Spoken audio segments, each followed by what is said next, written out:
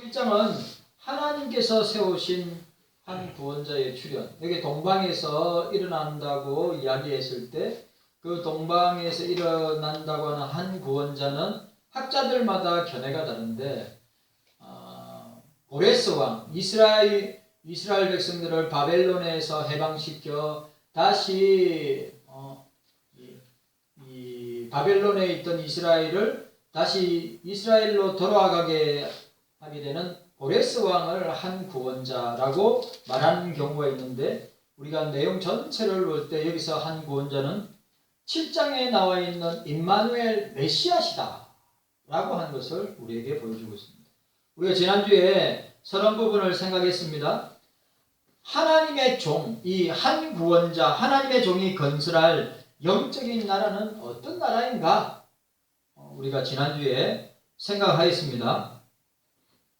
그래, 여기에 나타나 있는 그 종의 사역과 성격을 우리가 보게 됩니다. 그 종의 사역은 대적자들을 철저하게 물리치게 될 것이다. 여기 11절에. 그리고 그 종은 아브라함의 자손과 이스라엘과 동일시되는 종이다. 하나님께서 이스라엘 부르신 목적을 성취하는 분으로 묘사하고 있다. 그리고 아브라함과 이삭과 야곱의 족장사에 하나님의 유업을 최종적으로 이을 사람이라고 하여서 나의 종이라고 하였습니다.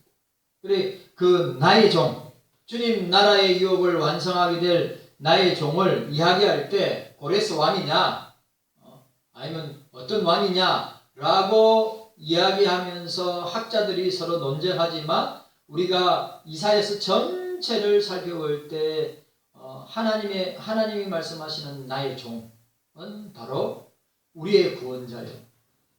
또 지금도 말씀을 통하여 성령으로 역사하시는 예수의 영, 바로 예수님 자신이 바로 주님의 하나님의 종이다 라고 하는 것을 우리가 보게 됩니다. 자, 따라합시다. 나의 종이라고 했습니다. 이 예언을 받고 있는 대상은 바벨론 포로로 잡혀간 이스라엘의 남은 자들인데, 그들은 타자기 기계와 같이 강하게 만들어 열방을 심판하게 하신다고 이야기했습니다. 자, 여러분, 이사야서에서 핵심적인 단어들이 있죠. 임마누엘이 나옵니다. 또 여호와의 날, 심판의 날이 나옵니다. 또 나오는 게 뭡니까? 남은 자입니다. 그래, 남은 자를 갖다가 히브리 표현으로 하면 렘넌트. 이 렘넌트를 가장 많이 사용하는 데가 다락방입니다. 다락방에서 렘넌트, 남은 자라고 해요. 자기들이 남은 자라고 해요. 렘넌트 사상. 그래, 남은 자라고 했습니다. 그래, 오늘 15절 말씀, 우리 41장 15절 말씀 함께 읽어보도록 하겠습니다. 자, 15절 시작. 보라, 내가 너로 이가 날카로운 새 타작기기를 삼으리니 내가 산들을 쳐서 부스러기를 만들 것이며 작은 산들로 격압게 하실 것이라. 오늘 뭐라고요? 오늘 이 예언을 이루게 될 나의 종, 아버지 나의 종, 이 나의 종은 뭡니까? 이스라엘 남은 자들인데 그들을 타작 기계와 같이 강하게 만들어 열방을 심판하게 될 것이다. 이스라엘이 바벨론의 포로가 된 것은 심판의 결과이다. 여러분 꼭 기억해야 됩니다. 오늘 이스라엘이 왜 바벨론으로, 북이스라엘이 아수르의 멸망을 당하고 남유다가 바벨론의 멸망을 당하게 된 것은 뭡니까? 하나님 말씀에 순종하지 않기 때문에. 오늘 이 세대를 살아가는 저와 여러분도 하나님 말씀에 순종해야 합니다. 내 생각이 중요한 것이 아니에요. 제가 월화 경주에 갔다 왔는데 이단들의 문제가 뭡니까? 사이비 이단 교주들의 그 교주의 말에 절대적으로 복종하고 순종하고 목숨까지 내놓고, 예? 우리 신앙과 행위의 유일무이한 법칙, 우리가 판단하고 기준으로 삼고 우리의 행동과 삶의 모든 것은 오직 성경. 이거 중요한 거예요. 여러분 확실하게 믿어야 됩니다. 저와 여러분들이 뭐요? 북이스라엘과 남유다의 결정적인 멸망의 원인은 하나님 말씀을 순종하지 않고 자기 마음대로 제사 드리고 자기 마음대로 말씀을 갖다가 자기 마음대로 적용하고 기도도 오로지 자기를 위한 기도. 그러니까 하나님 말씀에 순종하지 아니한 결과는 멸망으로 나타납니다. 우리가 이 사실을 기억해야 합니다. 그래가지고 장모님 어저께 우리 노회 이대위원장이면서 또 총회 2대2 상임위원장, 그리고 총회 2단 연구소 소장, 서영목 목사님이 발표를 뭐 했느냐. 첫째 날에는 삼위일체, 그리고 삼위일체 저녁에는 그 다음에 구원파, 그 다음에 둘째 날에는 JMS 정명석이가 고발돼가지고 10년의 감옥에 있었잖아요. 그리고 이번에 또 고발됐다는 거예요. 그래 우리 목사님이 비디오를 보여주는데 여러분 키가 여자들 그러니까 정명석이하고 같이 자야 제3을 받는다. 그런데 그걸 여러분 상식적으로 생각해 보세요. 정명석이 나이가 75입니다. 예? 그래 정명석이가 통일교 문선명이하고 그 문선명이 피가름 교리 있잖아요. 문선명이 피가름 교리 문선명이하고 같이 자야 여자가 같이 자야 재용상을 받아. 이 피가름이 교리. 그래 문선명이가 하나님이라. 그래 문선명이하고 자야 죄용성을. 그런데 그리고 자고 난 뒤에 어떻게 합니까? 국제결혼 당연히 아시죠? 수천상 보통 4천상 이상 체육관을 빌려 국제결혼하는데 그 많은 여자들 가운데 문선명이하고 자고 그 다음에 남자하고 결혼한단 말이에요. 그런데 그걸 우리가 하나님을 믿고 성경을 믿는 우리가 봐도 이건 말도 안 되는데 그게 넘어간다 이 말이요.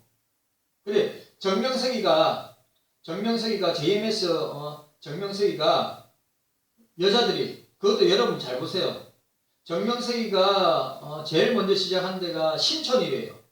그 교회가 그 해당 모이는 장소가 출발점이 신촌이래요. 그리고 서울연고대 이하여대 명문대학교 출신들 여자들을 갖다가 키는 165에서 170 이상. 얼굴은 진짜 예뻐야 되고. 그래 영상을 갖다가 그 서영국 목사님이 영상을 보여주는 거예요. 그 영상을 다 모자이크 처리했는데 교주님 나를 선택해 주세요. 여자들이 키가 165에서 170 이상. 학교는 서울연고대. 예?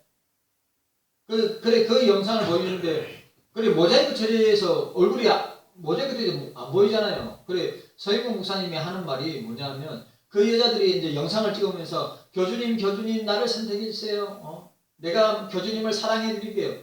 그런데 그 영상에 있는 여자들이 다 옷 벗고 있는 거예요. 모자이크 처리에 대해서 하나도 안 보이는데 모자이크 처리를 해가지고. 그런데 그 여자들이 정명석이하고 같이 자면 죄용서를 받기 때문에 정명석이하고 자면 죄용서를 받는데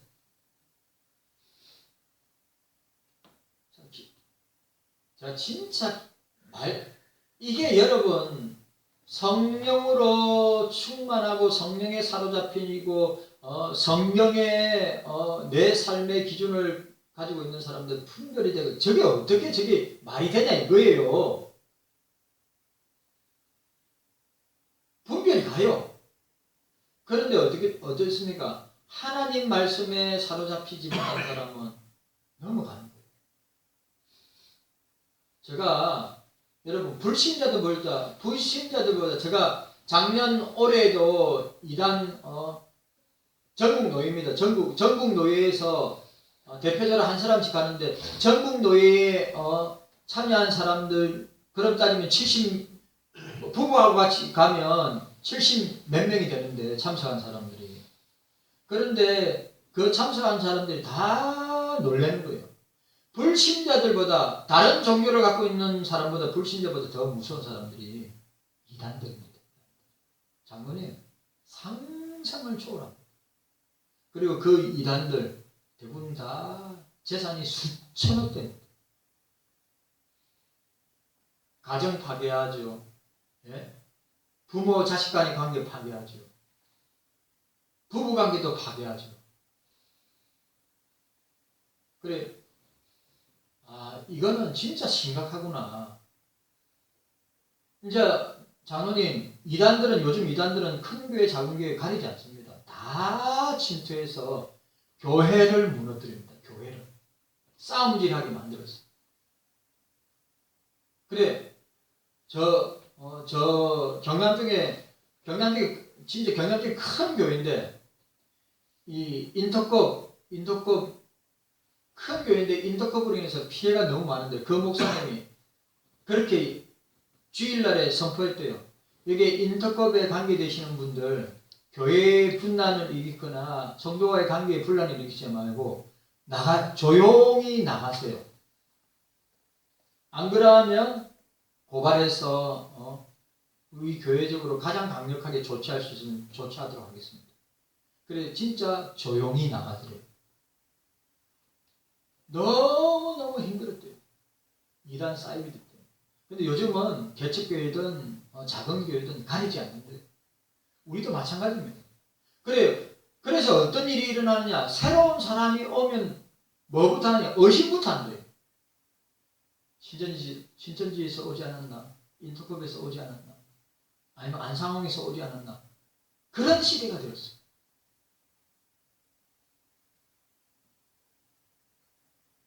여러분 우리가 꼭 기억해야 됩니다. 하나님 말씀에 우리가 충성하고 하나님 말씀에 순종하고 하나님 말씀으로 살아갈 때 분별하게 됩니다. 이 사실을 저와 여러분들이 꼭 기억해야 합니다. 이스라엘이 바벨론의 포로가 된 것은 심판의 결과입니다.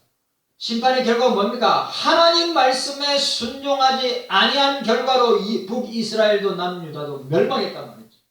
이사야는 60년 동안 하나님께로 돌아오라고 예루살렘 거리를 돌아다니면서 60년 동안 하나님께로 돌아오라고 하나님 말씀에 순종하라고 60년 동안 선포했는데 돌아오는 사람이 없는 남유다의 결과는 어떻게 됐습니까?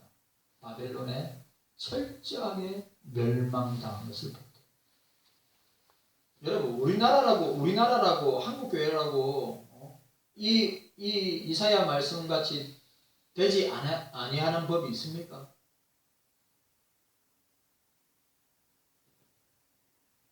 러시아가 여러분 아시죠? 러시아가 3차 대전 핵으로 전쟁하겠다. 장로님 러시아가 벌써 그 이야기 나왔어요. 핵으로 너희들 그렇게 하면 우리가 핵으로 공격하겠다. 장로님 만약에 러시아가 핵으로 공격하면 그 시나리오 뉴스에 보셨습니까?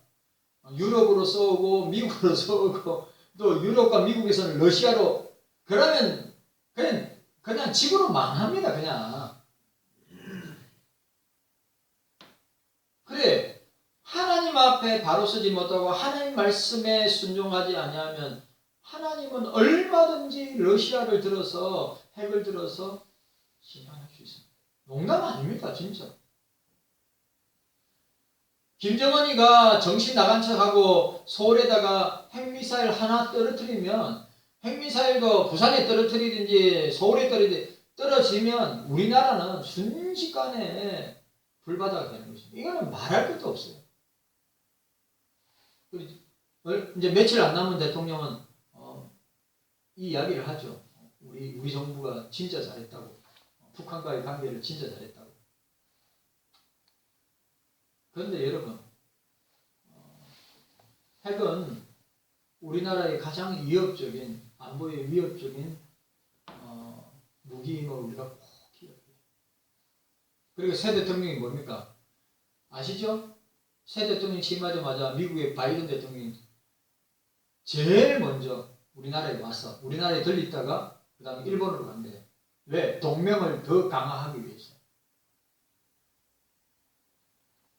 오늘 우리가 여기 이 말씀 속에서 기억해야 될 것은 이사야가 60년 동안 하나님 말씀 앞에 돌아올 것을, 하나님 앞에 돌아올 것을 이스라엘 예루살렘을 돌아다니면서 그렇게 외치고 선포해도 아무도 돌아오지 아니한 결과는 처절할 정도로 멸망을 당하는 남유다의 모습을 우리는 보게 됩니다.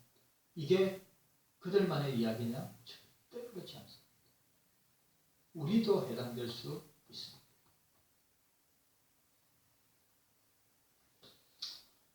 심판으로 말미암아 멸망받는 것으로 그들은 종말을 맞이할 것이다. 그럼에도 불구하고 하나님은 여전히 그들을 나의 종으로 그들을 택하시고 버리지 아니하시는 것은, 그들을 택하시고 버리지 않는 것은 참 희한한 게 뭐냐 하면 이사야는 남유다를 향해서 멸망을 선포하는데 꼭 어떻게 해요? 미래에는 하나님이 그들을 새롭게 변화시키고 그들을 택하시고 그들을 버리지 아니하시고 그들을 구원하실 것이다. 그런데 중요한 것은 그것은 바로 오직 하나님의 자비와 긍휼과 사랑 때문이다. 오늘 저와 여러분들도 마찬가지로 하나님이 우리를 사랑하시기 때문에, 하나님이 우리에 대한 자비와 긍휼을 가지고 계시기 때문에 오래 참으사 멸망하지 않고 구원하시기를 원하신다는 것이에요. 우리가 이 사실을 기억해야 돼요. 그래서 여러분, 우리가 우리 장모님도 진짜입니다. 아까 전에 이금수 권사님이 그 팀장 교회 다니지 않는 장모님도 직장에서 진짜 구원받을 택자가 있음을 기억하고 그리스도인으로서 빛과 소금을 이렇게 잘 섬기고 또 대접하고 또 늘 밝은 모습으로 장모님 얼굴만 보면 저 장모님 저분은 무슨 일을 마음이 무슨 기쁨이 있고 즐거움이 있길래 늘 항상 기쁘고 즐겁고 항상 섬기기 잘하고 잘 대접하고 또 늘 말도 언어도 늘 아름답게 하고. 그러면 어느 날 갑자기 장모님한테 혹시 교회 다니세요? 아, 네. 저는 경서교회 장로입니다.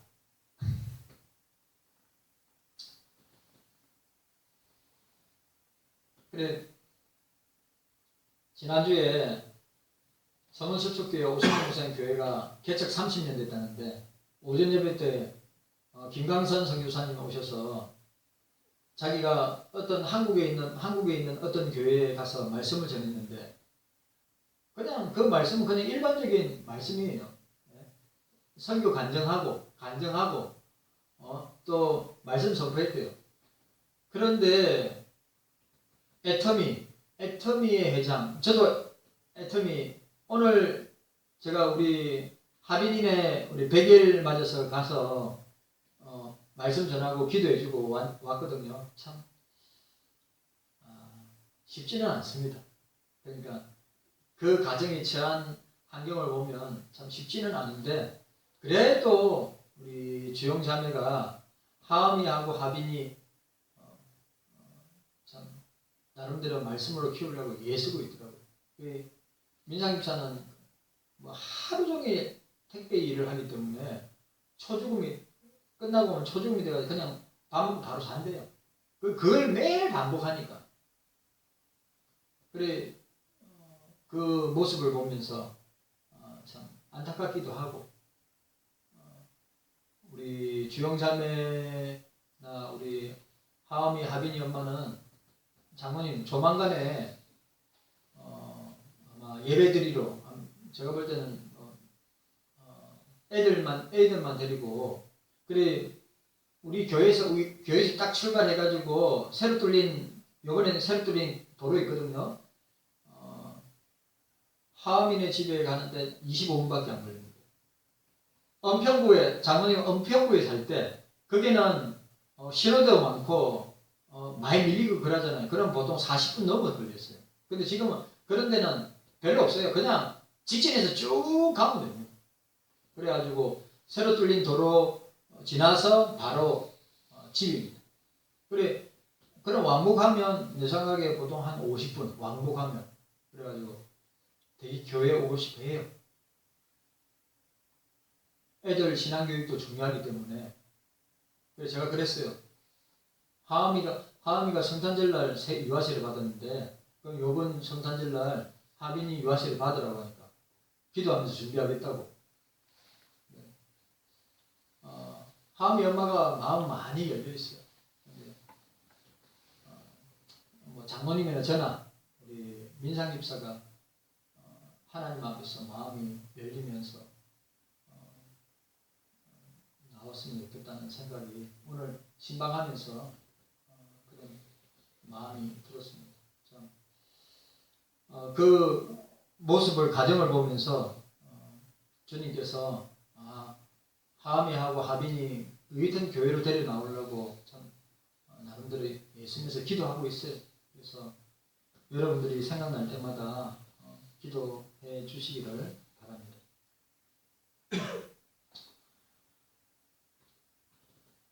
심판으로 말미암아 멸망받는 것으로 그들은 종말을 맞이하지만 어떻게 해요? 하나님은 그들을 버리시지 아니하시고 그들을 택하시고 그들을 붙드시고 그들을 끝까지 인도하신다. 이유가 뭐냐? 오직 하나님의 사랑과 자비와 긍휼 때문이다.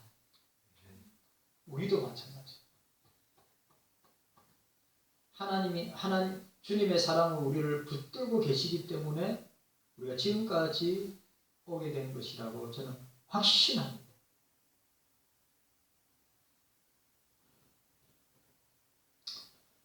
하나님은 스스로 이스라엘의 남은 자의 하나님으로 불리기를 원하시는 것입니다. 하나님의 긍휼과 자비와 사랑을 입은 이스라엘은 여기에서 세상 열방과 모든 강력한 권세를 무너뜨리는 정복자로 새롭게 등장할 것이다. 나의 종이 등장할 것이다. 여호와께서 세우실 한 인물의 사역과 이스라엘의 남은 자의 사역은 같은 것임을 우리는 알 수 있습니다.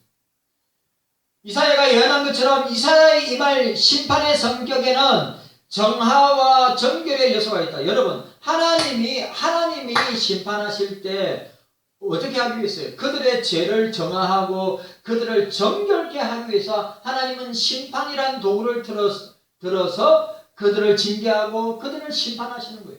오늘 저와 여러분들도 마찬가지예요. 왜 우리 교회도, 우리 장로님도 마찬가지고 권사님들도 마찬가지고 우리가 주님과의 관계 속에서 우리에게 여러 가지 고난이나 여러 가지 시련이나 핍박이나 유무형의 어려움을 당하는 것은 우리를 정화시키고 정결하기 위해서 사용하시는 수단이라는 말이죠.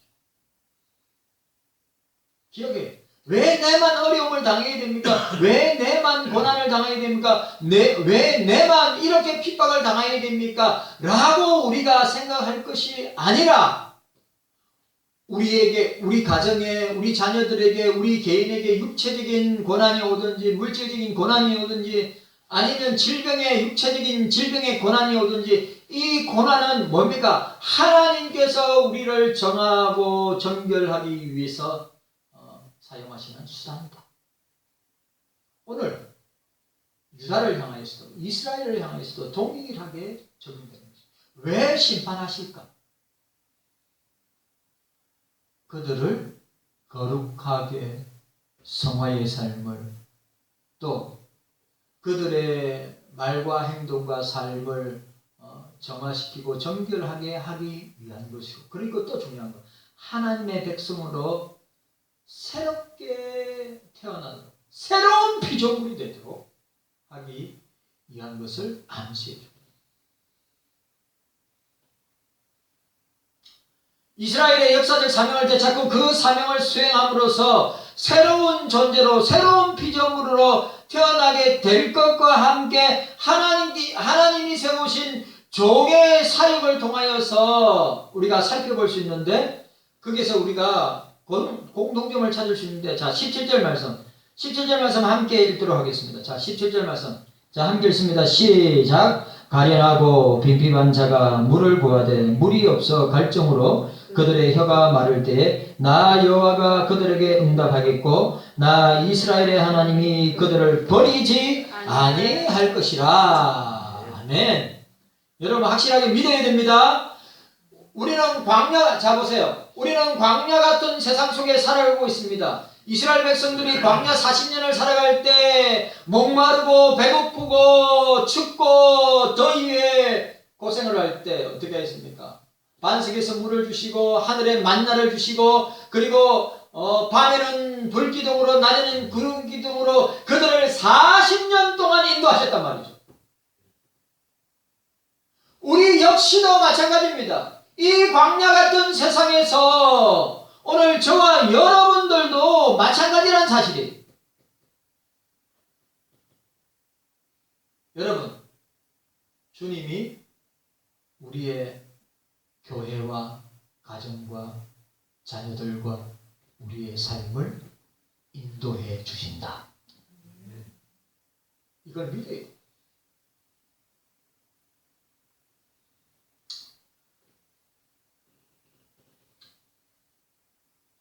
이스라엘의 회복과 관련해 이사야는 죄로부터 정결을 여러 번 거듭해서 강조하였습니다. 여호와께서 광야에 임재하실 것이다. 이 예언은 영적인 하나님의 나라의 성격을 잘 보여주고 있습니다. 여러분, 주님 나라의 특징은 뭡니까? 주님의 임재와 함께 주님이 충만하게 그의 백성들을 다스리신다. 오늘 여러분, 우리 경서교회도 주의 성령이 임재하셔서 충만하게 우리를 다스리시고 인도하시고 역사해 주신다. 여러분, 교회가 크냐 작으냐? 그래, 저번에 우리 고려동문 세미나에 갔을 때 장로님, 그 최윤식 목사님이, 그 박사님이 대형교회 가운데 5년에서 10년 안에 대형교회 가운데 넘어가는 교회 많이 일어났거든요. 왜? 3년에서 4년 사이에 우리가 지금부터 3, 4년, 장로님도 저도 마찬가지, 우리 교회도 준비하고 있어요. 3년에서 4년 뒤에 IMF 때보다 더 큰 금융위기가 우리나라에 오는데, 대형 교회들 가운데 빚잔치한 교회들은 다 경매로 넘어갈 거예요. 그러면 장로님, 그런 경매로 넘어오는 교회들 안상정인회에서 그걸로 현찰로 산대요. 저 어디입니까? 분당에 있는 충성교회 예배당을 얼마 지었냐면 500억 넘게 지었어요. 근데 장로님 부도났습니다. 그때 그 교회를, 그 분당에 제일 큰 교회 중에 하나인 그 충성교회를 누가 인수했냐면 안상홍 정인이 250억이 샀대요. 그리고 안상홍 정인, 장길자 안상홍 정인에서 우리나라 대형 교회 가운데 부도난 교회를 다 산대요. 그것도 현찰로 산다는 거예요. 돈이 얼마나 많으면. 농담 아닙니다. 그러니까 여러분, 여기서 제가 말씀드리고 싶은 것은 뭡니까? 하나님의 임재와 하나님의 충만하심은 교회가 크냐? 교회가 크냐? 최신식 교회 건물이냐? 사람이 많으냐? 아니면 헌금이 많이 나오느냐? 절대 그렇지 않습니다.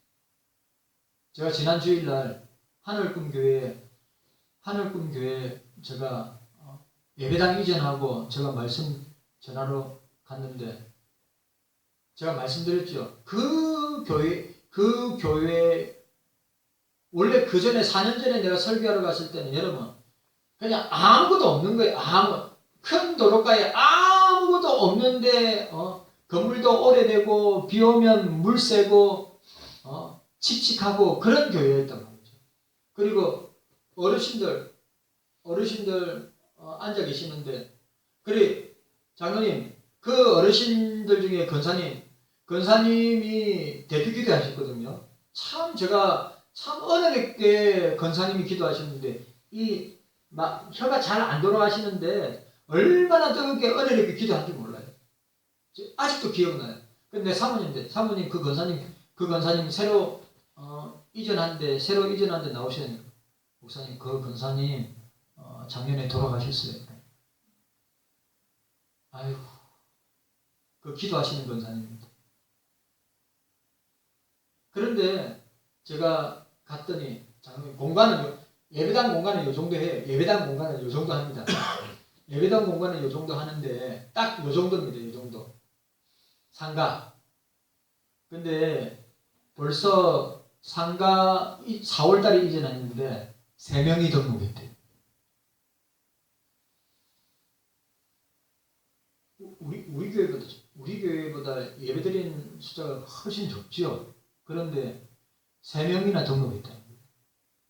그래 그 목사님이 자기 목표는 1년에 1명 전도하는 거예요. 근데 교회는 한 사람씩 전도해야지 교회 목표가 1년에 1명 전도해야 하니까 자기는 목표가 20명 전도래요. 그럼 20년 동안 전도하는 걸 1년에 1명씩 해야지 20명 전도하는 거라는 거예요. 교인들이 1명만 전도해도 내가 그랬어요. 교인들이 1명만 전도해도 이 자리 차겠어요. 이러니까 벌써 3명 등록해서 이러니까 3년치를 전도했네요. 그런데 그 교회에 말씀 전하면서 은혜가 되는 거죠. 네?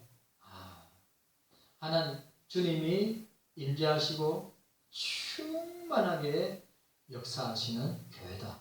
교회가 공간이 크냐 작으냐가 아니라 사람이 많이 나오냐 적게 나오냐가 아니라 헌금이 많이 나오냐 적게 나오느냐 아니라 주님을 온전히 섬기고 말씀에 순종하고 거기는 365일 목사님이 작정을 했대요. 365일 새벽기도 합니다.